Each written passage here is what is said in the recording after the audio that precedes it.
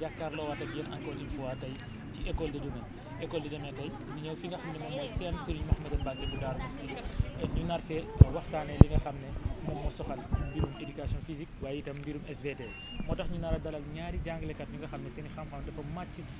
respectivement ci li nga xam ne moom mooy ñaari domaines yi ñu nar a waxtaanee tey ki si jiitu di monsieur Dieye nekk professeur EPS fii ci CEM Serigne Mahmadan Mbacké moom lañ nar a dalal itam seq ak waxtaan bi keneen ki nga xam ne aussi moom mooy monsieur Yat nag moom mooy ki nga xam ne professeur la di jàngale lii di matière bii di SVT fii ci CEM Serigne Mahmadan Mbacké kon nag mbokk yi dañuy def dara lu dul dalal ki nga xam ne moom mooy monsieur Dieye ñu ngi lay nuyu bu baax a baax di am mbégte jàkkaarloog yow ci émission bi nga xam ne moom mooy école de demain. salaamaaleykum wa rahmatullah maa ngi nuyu ñëpp di nuyu suñu mbokk téléspectateurs yi di leen baal wax te di leen baal ñu ngi fas yéene dugg ci émission bu ñuy wax école de demain ñu man maay professeur d'éducation physique bi monsieur Dieye maa war a wax ci wàllum sport ak éducation physique ak école yi ni muy demee incha allah di leen taaxirlu ci ñaan bu baax a baax. jërëjëf kon balaa ñuy dugg ci laaj yi rek dañuy jox ki nga xam ne moom mooy monsieur Yat mu présenté wu comme ni nga ko defee monsieur Yat ñu ngi lay nuyu di am mbégte aussi jàkkaarloog yow ci émission bii di école de demain. merci monsieur Aïdara maa ngi nuyu ñëpp d'abord di nuyu téléspectateur waa Yegle TV di am mbégte ñëw tey ci émission école de demain sax ko ak sama collègue sama naataango monsieur Dieye prof EPS man monsieur Yat laa tudd prof SVT ici au CEM Mahmadan Mbacké di ñaan yàlla rek lépp lu ñu fi waxee yàlla na yàlla def mu doon jëriñ ci ñi koy déglu ak ñi koy seetaan voilà ñu ngi leen di jaajëfal ñu xaar question yi ba si kanam. jërëjëf monsieur Yat kon du ñu def dara lu dul jox ki nga xam ne moom mooy monsieur Dieye mu wax ñu lan mooy solos EPS maanaam éducation physique ci gone yi ci école bi. jërëjëf monsieur Serif Aïdara EPS moom buñ ciy wax dafa large tey dañ ci dugal quelques points rek yu essentiels yu nga xam te ne si ku ko dégg xam lan mooy njëriñ bi parce que buñ nee éducation physique ñi ngi wax ci l'entretien du corps bu ñu koy wax mooy kuy tàggat yaramam toppatoo sa yaram donc parce que nit ki ñaar moo am da ngay am santé physique ak santé mentale wér-gu-yaram ci xel wér-gu-yaram ci yaram maanaam nit ki dafa am lu ko composé donc loolu aussi dañ ci foog ñu leeral ko après incha allah. lan mooy li nga xam ne moom mooy ay bienfait maanaam ay ngëneel li nga xam ne ñu ngi ci sport bi nga xam ne yéen a ngi koy jàngal xale yi ci biir école. dafa am lu ñu naan ci njëriñ ji dafa bëri parce que am na loo xam te c'est dans au niveau de aspect social mooy éducation physique dafa nekk discipline boo xam ne dafa xaw a spécifique. lan mooy spécificité mooy day tax élève bi mën a intégrer day faciliter intégration élève bi dina tax mu am benn vie sociale parce que à travers sport collectif yi ñuy def les sports collectifs mooy bu ñu ko waxee mooy li nga xam te ne si dañ ko partager c'est-à-dire muy am football muy handball muy volleyball basket yëpp c'est des sports yoo xam te ne si day permettre à l'élève mu am sociabilité c'est-à-dire mu mën di def partage parce que la passe su ma jëlee exemple ci passe nga jël bal di ko passe loolu day tax nit ki xam élève bi xam lan mooy passe c'est-à-dire lan mooy bokk bal bi yow kese moom moo ko nga bokk ak keneen sociabilisation day ñëw foofu leneen li mooy élève bi perte na bal bi nga war ko jàppale loolu c'est la solidarité l'entraide mooy damay jàppale sax morom parce que moom moo perte bal bi cela ne veut pas dire que damay bàyyi moom mu dem marqué ñun ñëpp a dem marqué ci am na lu ñu naan être coopératif day tax élève bi di coopérer par exemple man su ma ñëwee def cours éducation physique war a installer matériel bi et tout ça élève bi daf may jàppale ma installer matériel bi du ma seetaan moo koy def donc élève bi à travers ça ñu ngi koy jàngal bu demee ci la vie sociale parce que tout ce qu'on apprend ici dañ ko war a transférer dans notre vie sociale daf ñu war a jàppale suñu vie sociale d'où l'importance de l'éducation physique loolu mooy ci aspect social bi ba su ma ñëwee ci côté santé loolu moom bëri na parce que déjà activité physique c'est une chose qui est obligatoire c'est-à-dire dañ la wax ni l'organisation mondiale de la santé l'OMS moom day wax à chaque fois que ñun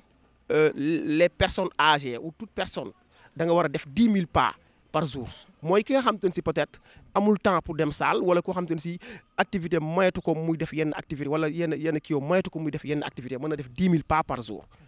c'est-à-dire benn marche de 30 minutes wala 45 minutes c'est important donc élève bi tey su ñëwee école li ñu koy def loo mooy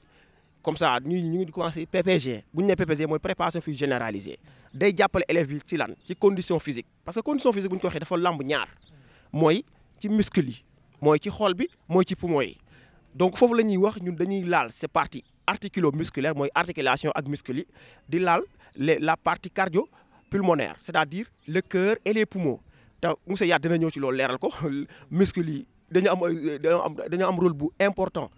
c'est-à-dire ñoom dañuy jouer un rôle ñoom ay amortisseur lañ donc muscle yi su lâché rek nit ki day commencer am jafe-jafe pour se tenir correctement équilibre bi. mu mel ne kon prof EPS bi dafay am tuuti ay notion wala mu jàngal ko ñu xamante ni lu jëm ci wàllu wér-gu-yaram ndax yaa ngi wax léegi lu jëm ci wàllu xol bi jëm ci wàllu muscle yeeg yooyu noonu naka ngeen ci adapté élève bi mu ngeen koy xam da ngeen ko ciy tàggat. bon à travers bu ñuy commencer suñuy cours bu dee PPG leen def wala lu mën a doon y a une visite boo xam te ñun dañ koy def en amont c'est-à-dire dañ koy def avant ñuy commencer suñu cours pour que mën a xam exactement aptitude du élève wala ay capacité am élève bi lan la attan lan lañ ko war a def lan lañ ko war a teg pour mu def ko souvent dañ leen di defal benn visite prise de pouls lay doon quoi ñu jël pouls bi xool exactement fii lañ koy tatee ci au niveau de l'artère carotidienne fii la ñuy teg xool ba xam est-ce que élève bi en terme de seconde dañ koy calculer après bon peut-être mën nañ ci revenir suñu temps bi maye loolu mais noonu la ko calculer pour xam élève bi moom war na mën a def lii fii la war a yoon a yam moo tax ñu koy scinder en groupe élève bi au fur et à mesure muy def dina gis changement bu positif à travers ça élève bi day commencer xam ni njëriñu EPS lii la parce que bu ñuy doog a commencer ñun PPG préparation physique généralisée bu ñu koy doog a commencer dañuy gis élèves yi du ñu mën sax daw 6 minutes 6 minutes am na ñoo xam duñ ko mën a def surtout ci côté jigéen ñi dañuy dem ba bu ñu demee 3 à 4 séances voire 5 séances élève bi commencé def ay 8 minutes de course d'affilée yoo xam te ne du taxaw donc cela dit que kon xolu xale bi cœur bi mi ngi commencé di am benn capacité mi ngi commencé yokk ay capacité de travail te loolu noonu da lay jàppale sur la vie quotidienne am na yoo xam te ne c'est des travaux à la maison te yooyu day laaj benn condition physique wala nga mën am benn aptitude pour mën ko def voilà. alors lu jëm ci adaptation élèves yi souvent da ngeen di jànkonteel ak yenn élèves yoo nga xam ne dañuy am problème ngir ñu mën a adapté wu bu baax a baax. maanaam ñii seen niveau yi yemul nan ngeen di liggéeyee ba ñu mën a adapté wu ci loolu. voilà moom laay ñëwaat léegi élève bi. maanaam classe bu le milieu est hétérogène les élèves c'est des groupes hétérogènes donc groupe bi hétérogène c'est-à-dire capacité yi bokkul donc il faut pour nga mën a gérer groupe classe bi il faut nga am benn méthode bi ñuy wax mooy scinder la classe à des groupes de niveau da nga koy scinder à des groupes de niveau groupe yooyu noonu moo lay permettre nga xam kii nii par exemple man am naa élève boo xam te mënul daw plus de 6 minutes kooku 6 minutes lay dama koy bàyyi groupe 6 minutes ma am ci quelques élèves les élèves là dama leen di bàyyi ci 6 minutes am ñoo xam ne seen capacité dépassé na 8 minutes dañuy def 8 minutes am ñoo xam ne dañuy ba 10 minutes c'est comme ça que ça se passe donc bu ñu ko sendee su ko defee capacité élève ku si nekk sa capacité ngay defee au fur et à mesure nag adaptation ngay adapté wu ci course bi da ngay dem ba mën dem ñu nekkoon 6 dem ba 8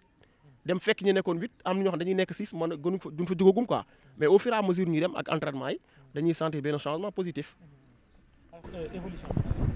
naka ngeen di motiver élèves yi ñu gën a mën a participer si loolu ndax gis nañ am na yenn milieu yoo nga xam ne culture sport sax mel ne xamuñu ko wala bokkul ci seen i vie quotidienne. c'est vrai donc bu ñuy ñëw ci motivation yi loolu mooy motivation lu ñuy motiver les élèves parce que nit ki soo koy wax ci wér-gu-yaram nga koy jox ay exemples yu patent par rapport ak la santé parce que nit soo wérul mënoo def dara la santé avant tout et que aussi il faut nga am benn équilibre parce que sport day créer un équilibre bi mooy lan sa yaram des fois yow di nga xam ni sa xel mi ngi jàpp lu bëri donc équilibre parce que les autres disciplines day créer benn kii déséquilibre comme nga def maths anglais espagnol et tout ça yooyu nga boole ka léegi sport day ñëw équilibrer loolu équilibrer sa xel équilibrer sa xol ci c'est lépp quoi parce que loolu mooy njariñ bi quoi donc on les tient un discours boo xam te ne si voilà day porter ñu dégg li ñuy wax xam ni carrément li ñuy wax nii voilà c'est raisonnable et c'est acceptable di leen jox quelques exemples aussi à des maladies liées à la sédentarité parce que boo dul def sport doo def activité physique voilà da ngay dem ba sentir ni carrément que ni stockage sel bi wala sucre bu bëri et tout ça yooyu yëpp day dem ba commence nga di ko sentir. question ñu jëm ci wàllum progrès yi nga xam ne tey sport am na ko naka ngeen ciy évoluer ban évolution ngeen di ci progrès yooyu balaa ñu dem ci waaw léegi ñun en termes de progrès ñun à chaque fois on a des canevas de travail ñun dañuy xool exactement qu'est-ce qu'il faut faire cette année peut-être am nañ événement yu war a organiser et tout ça dañ ciy préparer bien avant parce que sport bu ñu waxee activité physique dañuy indi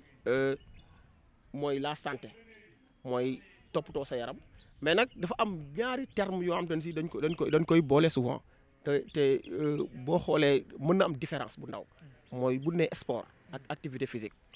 Ici à l'école on fait de l'éducation physique mooy dañuy utiliser ay moyens à travers l'activité physique pour mën a évaluer élève bi pour mën a def li ñu war def quoi léegi par rapport à ça ñu dañuy xool élève bi nga xam te ne si peut-être am nañu yaakaar ci moom ni war na mën de participer ak compétition parce que loolu c'est des progrès aussi élève bi am nañu élève boo xam ne par exemple su defee 60 mètres da koy def ay 8 secondes ay 7 secondes élève boobu jàpp na ni c'est un athlète wala triple saut élève bi di def ay di sauter benn distance boo xam te ne c'est voilà si dañ koy apprécier mooy am ay 20 wala romb sax même l'objectif élève boobu noonu dañ koy orienter su fekkente ne si am nañ Kébémer wala benn club boo xam ne mën na fa dem mais souvent loolu mooy wax ji la culture sportive tey boo jëlee benn élève nga déplacé ko dem Kébémer compétir wala feneen voilà ça peut poser certains problèmes parents yi souvent aussi loolu lañ dul comprendre quoi mais souvent da nga am élève boo xam ne day am niveau maanaam day jàng quoi mais am na niveau ci sport bi war na ci mën a gis boppam ci domaine yëpp nag am na élèves yoo xam ne ils ont des capacités dañ ko c'est inné dañ ko judduwaale élèves yooyu noonu dañ leen mën a jàppale ba ñu am benn progression ci kii boobu ci domaine sportif bi quoi. pour nga jeexal ci point boobu jëm ci wàllum éducation physique bi ban conseil ngay jox ñi nga xam ne ñoom ñooy élèves yi ba nga xam ne dinañ mën a nekk dinañ mën a téye rythme bi dinañ mën a am nekk ci bonne santé dinañ mën a am itam téye seen activité physique bu baax a baax en dehors de l'école. voilà souvent dama koy wax élèves yi. EPS kese doyul parce que on se voit une seule fois dans la journée dans la semaine parce que benn yoon la ñu gis semaine bi c'est pour 2 heures de temps donc moom laay wax man leen au minimum élève bi war nañ ko mën a jàppale muy def activité physique sport donc parents d'élèves dañu war a jàppale élèves ñuy inscrire dans les salles de karaté salle taekwondo wala club basket mais na aussi warul am benn impact bu négatif ci jàng bi parce que sport ak jàng dañoo ànd fii nii sport étude la ñuy def ñun école yi ñu nekkoon yëpp sport étude la ñuy def on faisait tout parce que da nga war a xam nit ki te élève bi moom pour ñu jàppale ko pour mu kii foog muy def activité physique en même temps di jàng li mu war a jàngee parce que tamit loolu mooy tax mu mën a parce que day jouer sa capacité à mémoriser sport sa capacité de respiration de circulation tout ça da ciy jouer donc élève bi war na mën a di def activité physique minimum nañ ko jàppale muy def 3 fois dans la semaine élève bi su loo tàggoo bëgg a génn def entraînement mu leer na entraînement lay def il moyen boo sax nga siiwal ko ci kër gi sax mu def activité physique am mais toog di xaar EPS ba EPS loolu mooy indi souvent yenn daanu ci école bi et tout ça parce que une fois dans la semaine doyul minimum na 3 fois dans la semaine. alors ñu ngi lay jaajëfal bu baax a baax dinañ ñëwaat ci yow. merci beaucoup Serif. li nga xam ne moom moo jëm ci ñaari discipline yi li nga xam ne moom mooy dugalante seen i diggante yan rapport la ñu am ñoom ñaar waaye balaa boobu dañu jëm ci ki nga xam ne moom monsieur Yat mu wax ñu mbirum SVT monsieur Yat ñu ngi lay dalalaat ñu jëm ci taaxirlu bi ñu dégg li nga xam ne moom la monsieur Dieye wax ci lu jëm ci wàllum activité sportive yi alors lu jëm ci wàllum SVT tey boo ñu doon wax SVT tey ci tënk rek pour ñi nga xam ne xamuñu ko boo ñu ko doon tënkal rek laataa ñuy ñëw ci biir sujet. ok merci beaucoup monsieur Aïdara bon SVT pour ñi ko xamul moom la ñuy wax science de la vie et de la terre bon autant ñi ñu gën a mag ñu ngi ko doon wax science naturelle mais bon léegi avec les changements on appelle ça science de la vie et de la terre mooy maanaam mooy science boo xam ne wàllum dund lay jàngale. ak lépp lu ñu wër ci environnement bi ak lépp lu laal ci suuf si science de la vie maintenant bu ñu waxee dund ñu bëri dañuy yaakaar ne dund nit kese mooy dund mais dund nekkul nit kese nekkul sax animal kese mais dund dafa englobé ñu bëri mooy lépp loo xamante ne animal la mais aussi ak lépp loo xamante ne végétal la c'est la vie donc tout ce qui touche à la vie des animaux et des végétaux mooy objectif u enseignement science ou SVT mais aussi l'aspect de la terre bi ñuy wax géologie donc SVT dafa am deux grandes parties. La première partie c'est la biologie mooy tout ce qui touche à la vie science de la vie biologie ça vient de bios et de logos et l'autre partie c'est la géologie là aussi ça vient de géos et de logos la science de la terre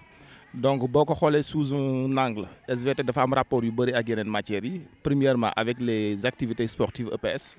à travers la biologie mais aussi à travers la géologie SVT dafa am beneen rapport encore avec la géographie ce qui fait que dafa nekk discipline boo xam ne dafa transversale sur l'aspect des éducations physiques et sportives mais aussi ci aspect géographie bi donc c'est une science boo xam ne dafa englober lu bëri daal pour résumer ainsi. kon dañuy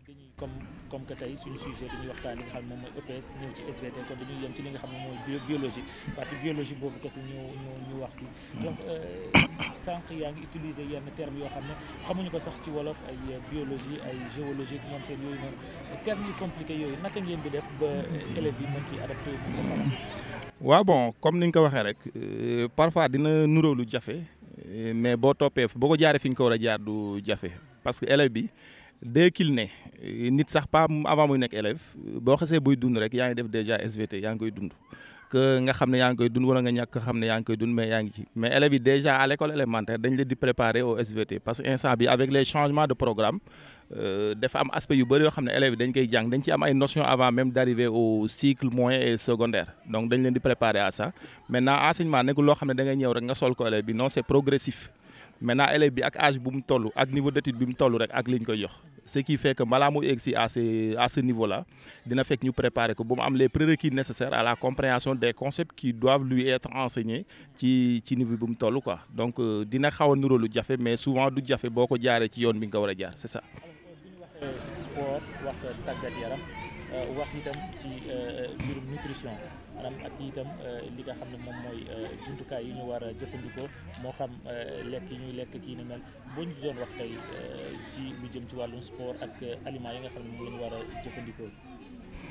Effectivement voilà donc mooy aspect bi ñu doon laal la complémentarité entre l'éducation physique sportive et les sciences de la vie et de la terre mooy SVT. Parce que bu ñu waxee EPS je parle sous le contrôle de monsieur Dieye on fait travailler les organes de façon générale on fait travailler les organes mais on sait que l'organisme est un ensemble d'organes maintenant pour nga faire travailler les organes ont besoin de ce qu'on appelle de l'énergie pour ñu mën a fonctionner maintenant bu ñuy fonctionner avec de l'énergie aussi dañuy dégager des déchets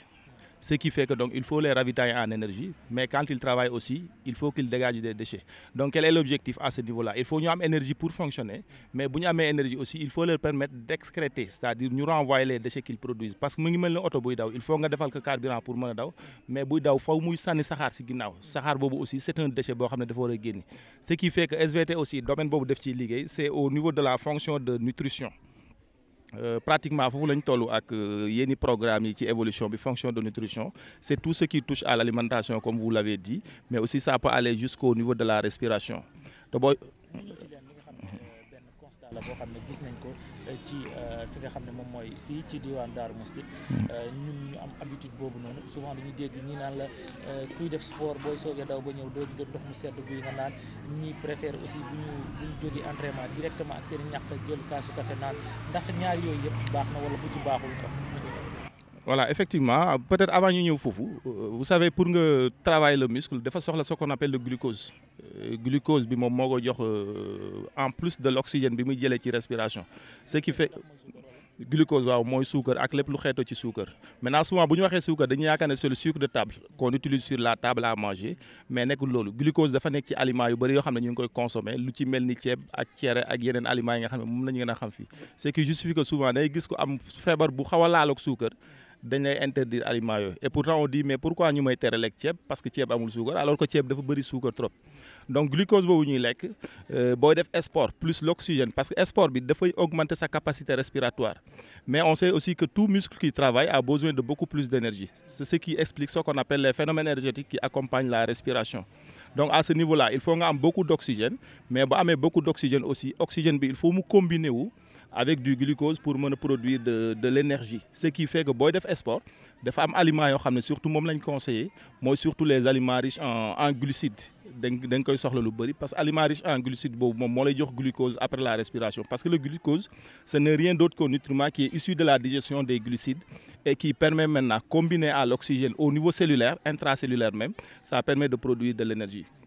maintenant production énergétique boobu bu fekkee da ngay def sport toujours dafay yokku ni muy yokkoo nag moo tax toujours le muscle aussi qui travaille continue toujours à se développer dafay yokk poids mais bu yokkee poids day yokk li mu soxla ci énergie mais bu amee énergie boobu tamit dafay yokk li muy dégager en termes de déchets aussi moo tax sport bi am ci solo daf lay permettre nga yokk sa capacité ventilatoire de ventilation pulmonaire maintenant capacité boobu bu yokk aussi dafay tax nga yokk aussi sa capacité d'excrétion moom la ñuy wax la fonction excrétoire à travers par exemple la sudation moo ñàkk bi ngay dégager boo defee sport bu pare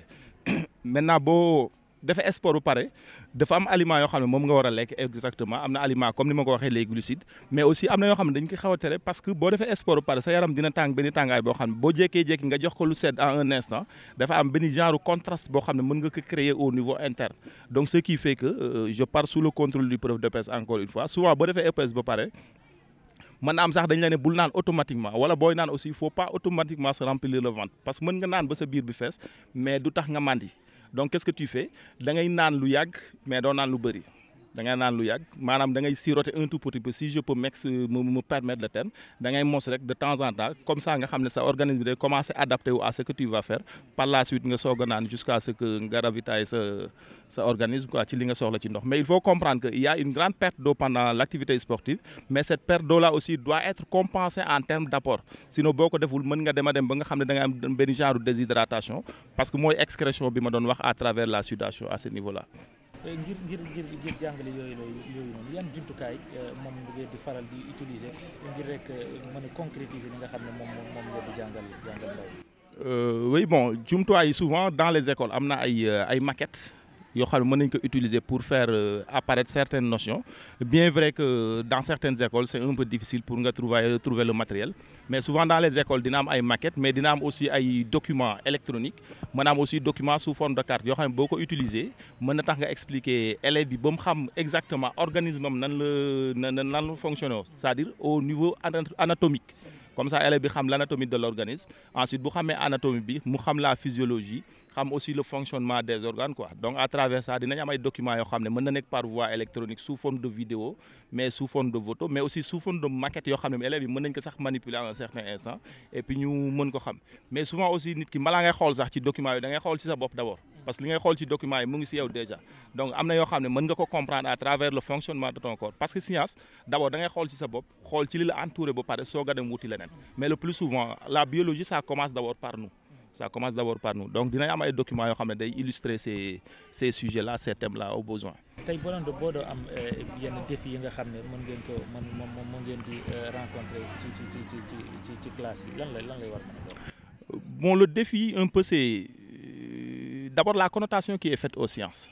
le plus souvent élèves dañuy jàpp ne science dafa métti dafa compliqué aussi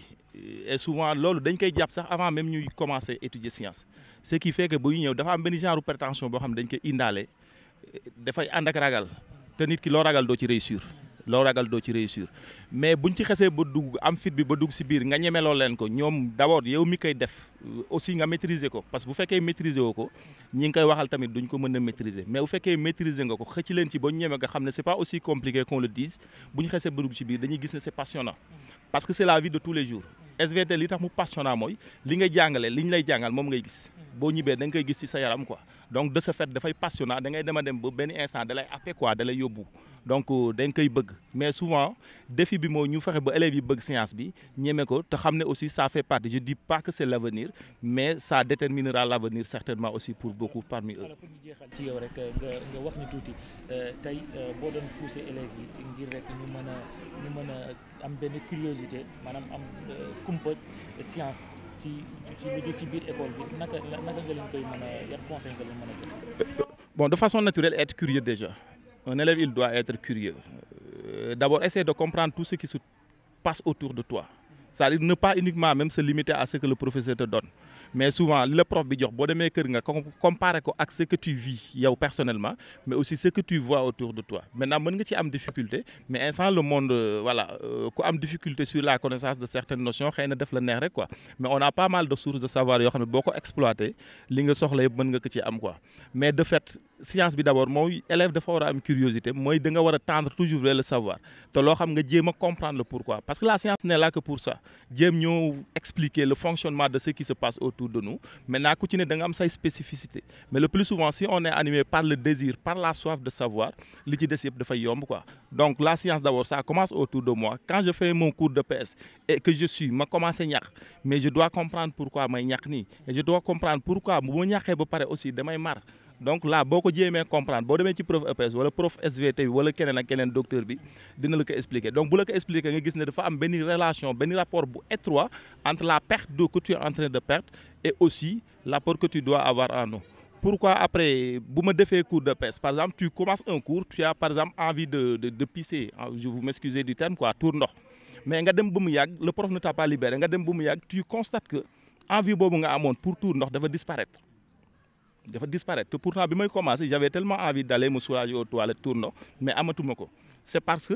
bi ngay def cours nga war a perdre ndox da nga dem ba sa yaram commencé perdre ndox manqué ndox maintenant l'urine là que tu devais verser alors yaram bi da koy réorganiser waat da koy réutiliser waat parce que dafa am benn phénomène de réabsorption d'eau boo xam ne dafay ñëw donc li nga waroon tuur sous forme de sueur yaram bi daf koy filtrer waat au niveau de l'urine yéegalaat ko nga mën ko utiliser ce qui fait que boo paree boo demee di tuur ndox effectivement di nga tuur ndox mais volume bi dafay gën a ndaw par rapport ak volume bi nga yaakaar ne moom nga war a tuur ndox mais bu gën a ndaw tamit day gën a far encore quoi te day gën a fo coloré day gën a foncé pourquoi parce que la quantité de nutriments qui devait y être continue il reste mais volume bi ko waroon a diluer dafa wàññeeku demaat ci yaram bi donc de ce fait genre yooyu noonu boo ko jéemee comprendre yow en tant qu'élève wala même en tant que personne lambda boo paree da ngay am la curiosité vers la science donc tu dois comprendre que il y a beaucoup de phénomènes que l'on vit am nañ seen explication xëy na nag amul niveau yëpp mënuñ ko expliquer mais yu ci bëri yoo xam ne lu mu ñu expliquer lay doon. mu mel ne expliqué nga lu bëri ci rapport yi nga xam ne am na diggante sport ak éducation ak SVT kon dañuy jox kàddu bi ki nga xam ne moom monsieur Dieye rek moom ñu daal di ñëwaat ci leneen li nga xam ne dégg nga sa naataango li mu wax léegi lu jëm ci wàllum rapport bi nga xam ne am na diggante ñaari discipline yi ndax yéen a ngi liggéey ngir rek mën a boole ñaari discipline yi maanaam comme ni ko tubaab bi di waxee benn travail en commun. waaw loolu moom jàpp naa ne c'est une obligation la dans la mesure où prof éducation physique bi moom il est obligé moom mu xam nit d'abord l'être humain et ses composantes c'est-à-dire même si l'individu est à totalité agissante ñun prof EPS bi dafa am obligation wu xam nit ki d'abord c'est pourquoi aussi en formation ngay def une physiologie poussée et une anatomie poussée pour nga mën xam les composantes de l'être humain donc par obligation ñun dañuy foog ñu def discussion et tout ça pour ñu xam exactement le niveau des élèves en SVT parce que à travers SVT ñun ci la ñuy gën a mën a dañuy faciliter suñu explication élèves yi gën a comprendre facilement ñu liñ leen di wax ak sens bi quoi donc monsieur Yat wax na léegi ci wàllum alimentation bi man souvent élèves yi dañ leen koy wax soo leen xëyee balaa ngeen ñëw EPS soo leen amee cours EPS au moins jël ndekki leen balaa ngeen di ñëw surtout en évaluation en terme comme période bi ñu toll nii période d'évaluation nga xamante ne si les muscles ont besoin d'énergie ont besoin aussi d'eau parce que les muscles sont constitués de 75% d'eau donc ndox su fa manqué rek exécution mënul baax énergie dafay manqué donc ndox bi moo ëpp solo encore léegi wax na ci ndox pour nooy naanee très bien il faut boire beaucoup mais pas en un instant c'est-à-dire en activité physique chaque 15 minutes war nga mën def 3 gorgées d'eau chaque 15 minutes c'est pourquoi dañuy obligé élèves ñu indi bouteille ndox ñu indi bouteille ndox pour mën a di kiiwaat quoi hydratation bi di ko éviter quoi tout ça. alors lu jëm ci wàllu woowu yenn saa yi yéen ci seen côté ndax bu élèves yi jànkonte yenn jafe-jafe yi. lu ci mel ne moom souvent dañ koy gis en EPS ñu gis élèves bi dënd bi day tàng ak yooyu noonu ak yenn saa yi ñu utiliser yenn ñam yi nga xam ne war ko utiliser lu ci mel ne ay kaan ak yooyu noonu ci seen niveau loolu bu leen dalee ci cours EPS bi nan ngeen taxaw. waaw loolu moom. Parce que élève bi professeur d'éducation physique bi déjà c'est un secouriste en formation suñu nekkee à l'INSEP c'est pourquoi 6 ans du ay nekkul loo xam ne mën nga li ñuy jàng pour 6 ans nekkul pour EPS tout simplement mais il y a beaucoup de formations parallèles ci biir parce que boo def dañuy def secourisme bi def ay physiologie anatomie pour xam nit ki léegi nag élève bi mën na sax daanu xam ñun suñu xam-xamu secourisme ñu mën ko secourir ba mu revenir à la normale après ñu doog ñu fekk alerté nañu sapeur parce que ñoom am nañ travail boo xam ñoom ñoo koy def après ñoom itam après bu ñu paree am médecin yoo xam hôpital moo ciy mujj quoi donc ñun souvent prof EPS dafa war a def secourisme pour xam nit ki su xamee nan la koy def ba mu ximaliku su demee amee problème respiration et tout ça nañ lay ba revenir le faire revenir donc bon yooyu yëpp ay kii la yoo xam te ne dañuy naxanteeg élèves yi au fur et à mesure mu bañ a am nag parce que loolu parce que bu amee rek c'est-à-dire que le cours est perturbé dañuy naxante élèves parce que souvent dañ leen wax carrément ñun en endurance mën nga daw longueur largeur après nga jéem a wàññi trottiner tuuti yëkkatiwaat au fur et à mesure ngay respirer quoi et que aussi nag il faut garder la bouche ouverte pour respirer quoi synchronisme inspiration expiration. mu mel ni loolu dafa mel ne yu ci bëri ci yooyu dañu gis ne que mbirum alimentation moo koy def maanaam li nga xam ne moom la ñuy jëfandikoo dañuy jox kàddu gi ki nga xam ne moom monsieur Yat mu jëm ñu si wax rek tuuti ndax loolu alimentation dina ko indi souvent dañuy gis nit ki nekk ci EPS di daw ba si yàgg xol bi di tàng ak wala ñu génne ay fuurit ak yi ni mel yooyu noonu ndax loolu SVT dina koy expliquer science di ko expliquer. waaw am na ci lu bëri loo xam ne SVT mën na ko expliquer parce que alimentation dafa bokk ci li gën a am solo ci nit te nit ki ni ngay alimenté woo dafay déterminer après ni ngay nekkee dafay déterminer sax sa santé par exemple y a des aliments le plus souvent prof EPS yi ak sportif yi aliments yi nga xam ne duñ ko faral di jël lu bëri ba war a defee sport les aliments yi nga xam ne dafay bëri graisse les aliments lipidiques le plus souvent parce que digestion bi d'abord dafay diis. Les lipides c'est des aliments très difficiles à digérer donc mën na jël temps ba pare aussi la qualité des nutriments qu'ils donnent après la digestion mën na am mu remonter parce que on n'est pas sans savoir que toujours boo jëlee un liquide nga mélanger ko avec de l'huile bi moom mooy féete ci kaw donc de ce fait à un certain niveau boo defee yenn activités yi mën nga am ay reflux gastrique ay remontées donc mën na la sonal boo lekkee yenn genre aliments yi aussi comme les piments voilà yu mel noonu lu poivre dafay am toujours ay remontées. Ay remontée gastrique donc remontée yow bu ñëwee déjà li muy def ci yow li muy njëkk a def ci yow mooy da ngay am un mal-être da nga am benn genre malaise quoi te toujours boo amee mal-être rek activité boo mën di def dootoo ci nekk waxuma la kese ci sport mais beneen activité boo mën di def genre yooyu noonu boo ko amee dootoo nekk nit ki nga war a nekk quoi de ce fait daf lay perturber moo tax alimentation bi le plus souvent dañ ciy soxla mu nekk aliment boo xamante ne du doon lu diis trop mais surtout des aliments riches en glucose en glucides. Pourquoi? Parce que glucose c'est l'aliment par vocation énergétique xam nga aliment dafa am aliment énergétique am aliment de construction am aliment de protection et cetera mais dans le cadre du sport dañuy faral souvent di jël ay aliments énergétiques à savoir les aliments riches en glucides parce que après glucide boobu moom moo lay jox glucose de ce fait dafay gaaw a digérer wu parce que ñoom seen digestion jafewul te bu digérer wu automatiquement daf lay jox énergie boobu nag moom nga utiliser pour fournir aux muscles de l'énergie plus l'oxygène qui va s'en suivre mu am ce qu'on appelle la réaction d'oxydation au niveau intracellulaire maintenant réaction boobu moom moo lay produire de l'énergie bi ngay soxla mooy produire aussi les déchets qui vont être dégagés à travers les voies l'expiration comme ni mu ko doon waxee léegi le CO2 c'est un déchet mais aussi la sueur qui est sécrétée par les glandes sudoripares à travers la peau aussi loolu ay déchets la donc c'est dans la fonction de l'excrétion quoi donc dinañ ko gis dans le programme surtout au niveau du programme de troisième ci lañ tollu présentement donc gis nga ne dafa am benn genre relation même mën nga koo jël avec aussi la circulation du sang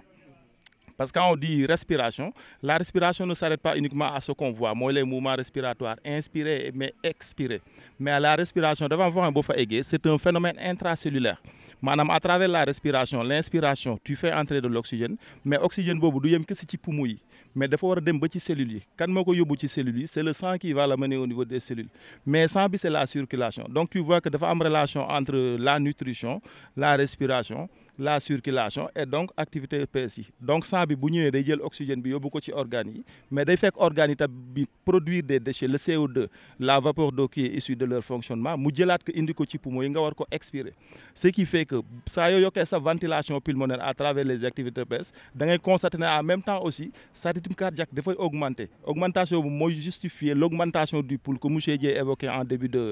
début d'émission donc ñaar yooyu dañoo ànd en parallèle quoi donc on a la vascularisation mais on a aussi le côté de l'appareil respiratoire donc ñoom ñaar ñëpp ñoo ànd toujours bu sa respiration amee problème dañ koy sentir aussi au niveau de la circulation ce qui justifie d'ailleurs que comme ni ma ko doon waxee léegi en classe élèves yi nga xam dañoo am problème de maladie sanguine qui touche la composition du sang en termes d'hématie le plus souvent ces élèves-là bu ñëwee en cours d'EPS aussi dañuy éprouver difficulté ce qui fait que souvent le prof d'EPS sax dafa leen di épargner le cours par une exemption pourquoi parce que say hématie bu doyul moom la ñuy wax communément les globules rouges bu fekkee doyul doo am assez d'éléments pour pouvoir transporter l'oxygène c'est-à-dire les gaz respiratoires parce que hématie yi à travers l'hémoglobine ñoom ñooy transporter les gaz respiratoires au niveau des organes maintenant bu fekkee da nga am anémie comme lu mel ni feebar bi ñu wax da nga manqué deret communément bon manquer deret nekkul manquer deret c'est pas le volume du sang qui manque mais c'est les hématies qui manquent dans le sang maintenant si tu n'as pas assez d'hématie alors mu ngi mel ni oto client yaa ngi fi mais amoo oto yu leen yóbbu il y a pas assez d'hémoglobine et s'il y a pas assez d'hémoglobine la quantité maximale d'oxygène qui doit être transporté du mën a dem donc da ngay gis ne toujours maladie yooyu comme drépanocytose comme anémie et consorts là saa yu ñëwee en activité physique aussi da ngay am problème parce que doo mën a am la ventilation pulmonaire nécessaire même si tu inspires tu expires mais li nga inspire ak expirer lim la war a yóbbu ci oxygène au niveau des organes doo ko am donc da nga am un déficit da nga am un manque. lan mooy indi souvent manque de globules rouges. bon manque de globules rouges li ko mën a indi bëri na bon d'abord on commence par l'alimentation comme ci domaine boobu rek lañ nekk souvent l'alimentation mën na indi anémie manque de globules rouges communément moom la ñuy wax anémie nit ki bu fekkee lekkul lu baax wala li muy lekk bëri na mais baaxul parce que lekk lu bëri ak lekk lu baax c'est différent mais bu fekkee lekk bi amul qualité bi mu war a am le plus souvent mën na am anémie am na yeneen feebar yu ko mën a indi tamit comme le paludisme parce que au niveau du paludisme dafa am l'agent pathogène dafay dugg dans les hématies daf leen di détruire ce qu'on appelle le plasmodium donc de ce fait nit ki mën na manquer hématie tamit. La drépanocytose tamit c'est d'ailleurs ce qui fait que la drépanocytose on l'appelle encore l'anémie falciforme donc kooku tamit dafay indi manque d'hématie ak yeneen fonctionnement du corps par exemple une femme enceinte c'est pas pour rien que toujours boo gisee jigéen gu wërul bu demee à l'hôpital ci visite prénatale yi fer lañ koy njëkk a prescrire soit en comprimé wala en sirop parce que période boobu dafay soxla deret tamit souvent xale yu jigéen yi tamit parce que dafa am période boo xam ne bu ñu fa tolloo pendant la période de la puberté avec les pertes menstruelles ce qu'on appelle communément les règles dañuy perdre sang bu bëri sang boobu dañ ko war encore di remplacer moo tax toujours dans les écoles parfois daana am ay programme de renforcement en fer des jeunes filles à cet âge là nga xam ne ñoom du ñu am manquement boobu et naturellement hémorragie tamit voilà nit ku blessé perte du sang aussi mën na ko perdre ak et cetera yeneen pas mal de situation yoo xam ne mën na justifier toujours une anémie maanaam manque de deret comme ni ñu ko waxee communément. monsieur Dieye mu ngi doon appuyé bu baax a baax li nga doon wax te am na ci lenn li nga xam ne moom la ci yokk rek laata ñuy tëj émission bi ñu wax ñu ci lu jëm ci côté boobu surtout ci domaine bi nga nekkee. waaw monsieur Yat ñëw na ci alimentation bi comme ni ñu koy waxee bu ñu soxlaa bu ne les aliments énergétiques élève bi ak ku mën a doon nga def activité physique da ngay soxla aliments yooyu noonu parce que da lay jàppale pour nga mën a renforcer capacité. parce que boo manqué énergie c'est-à-dire que pour nga fonctionner normal c'est difficile c'est pourquoi boo xiifee ngay dem bay ëbbali di bàyyil di perdre la connaissance et tout ça parce que xiif lay doon wala manque d'énergie sucre moo manque sa yaram wala xorom am na yoo xam ne si mënul ñàkk ci yaram mais aussi warul ëpp léegi nuñ koy quantifier mooy di def sport di def activité physique su ma chaque jour ma def benn wala 5 fois dans la semaine 5 sur 7 au moins ma def activité physique pour mën a am gestion maintenant de la digestion nan laay digérer aliments yi nan laay def ba sama yaram ma mën a sentir je me sens à l'aise beneen mooy y a des aliments qui sont constructeurs des aliments yoo xam te ne si da lay jàppale pour nga comme les viandes ay œufs et yooyu noonu day jàppale sa muscle day renforcer les muscles c'est pourquoi aussi koy def activité physique des fois aussi il faut ngay lekk qualitativement c'est-à-dire su ma def ay renforcement musculaire pour ma mën a am gain de cause il faut ma am gain foog may def may lekk lu baax lu am qualité. Comme les aliments riches en protéines. Très bien riche en protéines nen comme xale jigéen ñi souvent loolu laay wax bu fekkee dañu am yenn faiblesse yi même les règles et autres là aussi day baax ngay lekk ay nen mais pas ñu nen bu ñu baxal quoi nen bu ñu togg quoi mais bu ñu baxal bi mooy tane sax voilà yooyu yëpp da lay jàppale quoi parce que bu ñu ko omelette rek day commencer dugg ci cadre anémie yi très bien y a des inconvénients su bëree donc il faut ñu éviter omelette bu bëri bi et tout ça parce que bu bëree yenn bëri rek mën na indi ay anémie et tout ça donc suñu wax ci alimentation mënuñoo bañ a wax bu ñu wax ci sport mënuñoo bañ a alimentation parce que dans l'alimentation comme ni ko Moussa Yade waxee les éléments protecteurs yoo xam ne dañuy protéger comme la graisse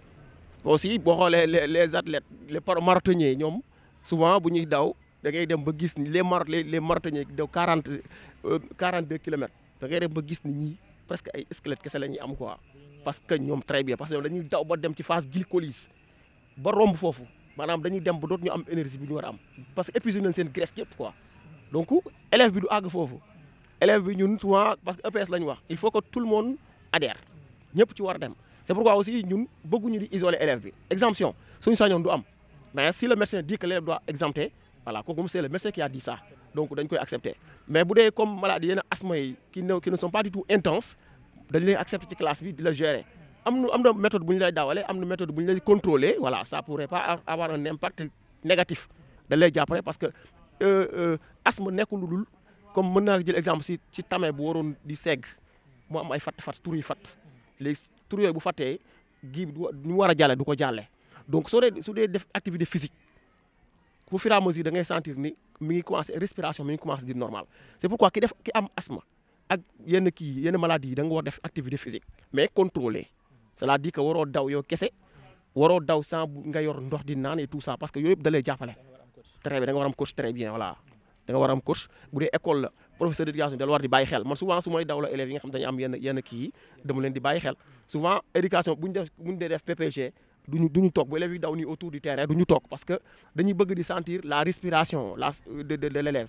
parce que élève bi des fois am na koy jógee mu def yenn expiration yu profonde il faut nga wax ko mu wàññi rythme bi et tout ça pour que mu récupérer d'abord après commencer daw su ñu def évaluation aussi noonu lay demee da lay informer carrément que il s'agit pas de se tuer mais il s'agit de faire ce qui est à notre capacité li ñu mën a def ñu def ko loolu la leen di wax quoi souvent moo tax dañuy contrôler évaluation yi voilà merci beaucoup. wax sport wax dallu itam. jëm ci wàllu nelaw bi jëm ci wàllu noppalu itam. sànq ba tey ñu wax ci mbirum sport ndax yan rapport la am nan nga mën a expliquer ki nga xam ne dafay def sport naka la war a dalloo naka la war a noppaloo naka la war a nelawee itam.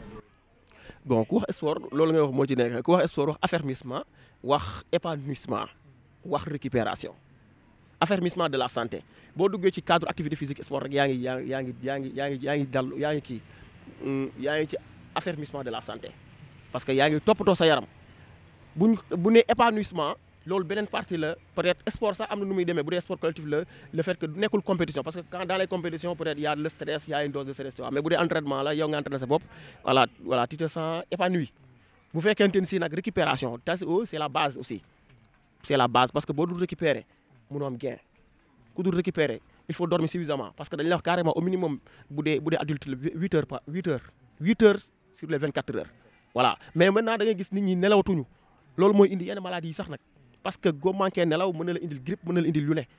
parce que nit ki dafa war di nelaw suffisamment pour nga mën a sentir à l'aise pour nga am équilibre spirituel sax foog ngay nelaw donc il faut parents aussi veiller ci loolu élèves yi à ce que ñuy contrôler seen téléphone portable yi mais élèves yi mënul nekk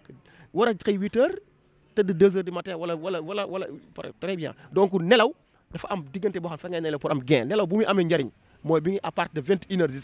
jusqu'à 3 heures du matin ou 4 heures du matin mais au-delà de ça nelaw boobu noonu pour mu am benn impact si sa organisme wala kii bokkul mënul am parce que bokkul ak nelaw bëccëg nelaw guddi amul lu ko mën a remplacer amul lu koy remplacer donc élèves yi nañ fexe ñuy teel a tëdd au plus tard élève bi lu mun jàpp na tëdd 22 heures su ko defee 5 heures du matin day jóg mën a jàng leçon mën a préparer waat voilà. nga xam ne moom mooy monsieur Yat conseil yi nga xam ne moom ngay jox suñu mbokk élèves yëpp maanaam askan yi ñuy suivre de manière plus large yan conseil nga leen di jox lu jëm ci wàllu woowu laata ngay jeexal. waaw bon comme fii monsieur Dieye jeexale rek foofu laay commencer mooy par rapport à la récupération et surtout le temps de sommeil parce que toujours dañ koy wax élèves yi xam nga nit au-delà de li ñuy wax ni yëpp organes yi yëpp li koy fonctionner loo dafa am lu nekk ci kaw moo koy fonctionner loo c'est ce qu'on appelle le système nerveux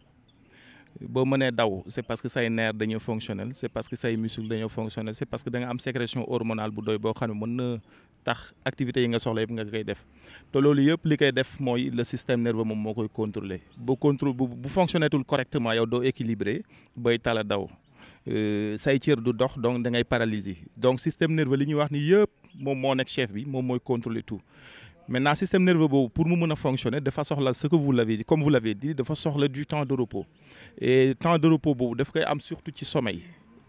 mooy booy nelaw bu doy ci sa xel di mën a dal ci ngay mën tamit li nga mémoriser woon li nga jàngoon li nga def la woon sa yaram yëpp ci nga koy mën a récupérer sous forme de gain nga def ko bonification pour nga mën a fonctionner bu baax ce qui fait que ak loo mënti def tamit il faut dormir il faut bien dormir un sommeil profond et de qualité donc nelaw dafa bokk ci nit dafa bokk ci li nga xam ne moom mooy dundal nit quoi parce que moom mooy entraîner le bon fonctionnement du système nerveux te système nerveux moom moo yor tout ce qui est relation entre nous et notre environnement ce qu'on appelle la perception de notre environnement bon bu ñu waxee environnement nag nekkul garab yi kese mooy c'est tout ce qui nous entoure en termes de relation mais en termes de sensation aussi donc foofu dafa am solo ce qui fait que les élèves à un certain instant affaire dafa métti stress dafa métti parce que jàng tamit am na ñoo xam ne dañ ko bëgg bu ñu amee note bu baaxul daf leen di stressé loo à la veille des évaluations donc dañuy sonn donc de ce point de vue là dañuy soxla carrément def sport parce que bokk na sax ci li ñu leen di conseiller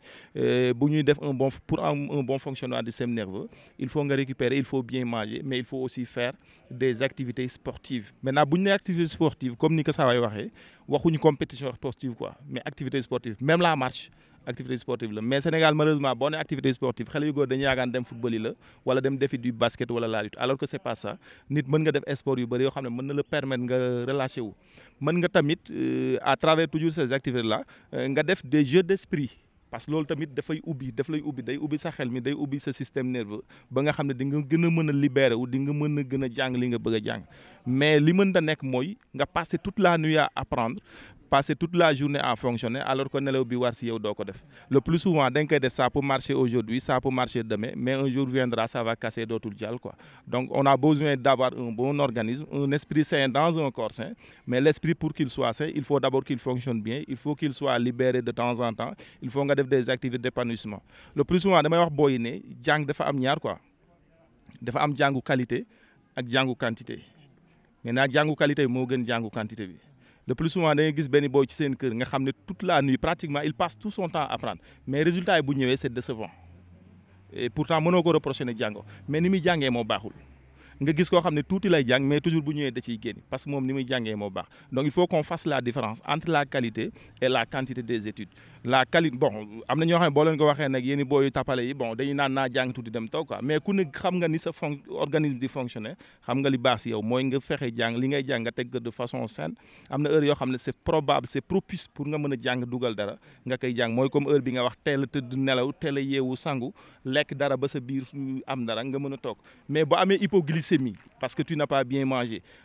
doo mën a jàng le plus souvent les élèves anémiés boo leen gisee école dafay répercuter wu sur leurs résultats sur leur performance scolaire parce que pratiquement ils passent tout le temps à dormir en classe duñ mën a concentrer dañu am problème de concentration et souvent li koy indi mooy c'est parce que lekkuñu lekk bu baax souvent dañuy lekk lu bëri mais mën nga lekk lu bëri te du doon li nga xam ne moo gën ci yow ci sa organisme parce que organisme ak âge boo toll dafa am loo xam ne moom nga ko war a jox en termes d'aliments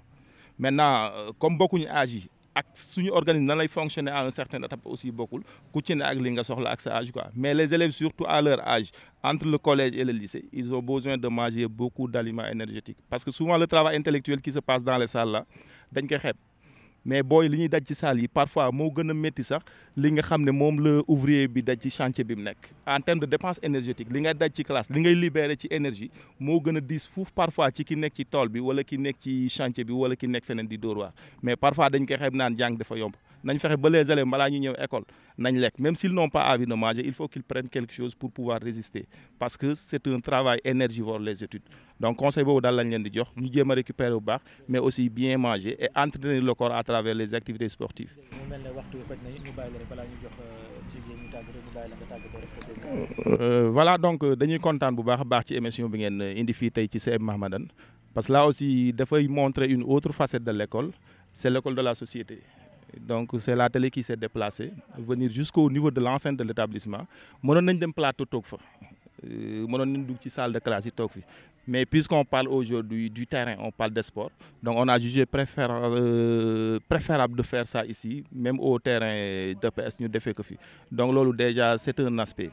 bon à part ça aussi di kontaan parce que école moom lii moo mën a jàllale souvent li ñuy wax ni entre les salles rek parfois mën na bañ a doy mais lii incha allah bu ngeen ko diffuser ñëpp dégg nañ xam ne xëy na li nekk ci salle yi mën nañ ko génne ba ñi nga xam ne nekkuñu élèves sax jot ci parce que jàngale bi xam-xam bi nekkul ne élèves yi kese ñoo ko moom élèves yi certes ils en ont besoin pour faire des points pour faire des performances et passer à un niveau supérieur mais population bi tamit dañoo war a bénéficier wu ci les aspects positifs et toujours positifs même je dirais même des activités sportives mais aussi de la science de façon générale bon à part ça xanaa nuyu suñu collègues yi nekk ci biir école bi yëpp à commencer par le principal monsieur Ndiaye Kane le surveillant général à travers lui tous les autres surveillants et nos collègues qui sont ici bon je vais citer quelques-uns monsieur Samb EPS monsieur Aïdara et les autres collègues tout monsieur Sow et yeneen gars yëpp monsieur Top vraiment ñoo ngi leen di béggee bu baax a baax bon faire un petit coucou aussi à notre ami et élève Mor Dieng c'est vraiment un gosse très très disponible ñu koy souhaiter aussi bonne chance te di ko conseiller aussi effectivement li muy def nii am na solo mais njàng mi tamit na ci naka ci boole quoi comme ni mu koy defee nii vraiment kontaan nañ ci bu baax a baax et vraiment beaucoup de courage à vous et bonne suite. merci monsieur Yat kon moo nekkoon noonu di tàggatoo ci kàddu yi ñu ko déggandoo kon ñu jox ki nga xam ne moom mooy monsieur Dieng mu daal di tàggatoo rek moom itam bu amee leen loo ci yokk balaa nga tàggatoo. waaw monsieur Yat wax na lépp vraiment xanaa di am contentement en fait di am contentement di remercier monsieur Yat di remercier aussi monsieur Seif Aïdara ak sama naataango Koso vraiment initiative bi rafet na trop parce que tamit lii lañ am parce que.